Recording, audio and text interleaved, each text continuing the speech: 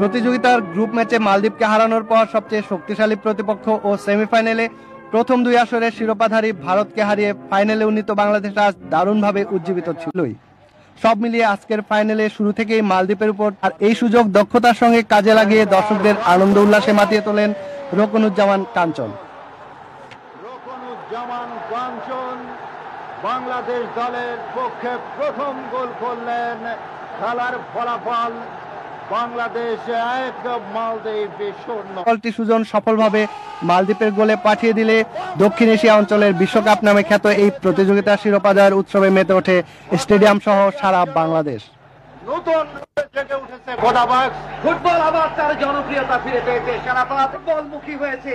এই জয় বাংলাদেশের জয়, এই জয় ফুটবলের জয়। মানুষ আজকে অধীর আগ্রহ অপেক্ষা করছিল বাংলাদেশ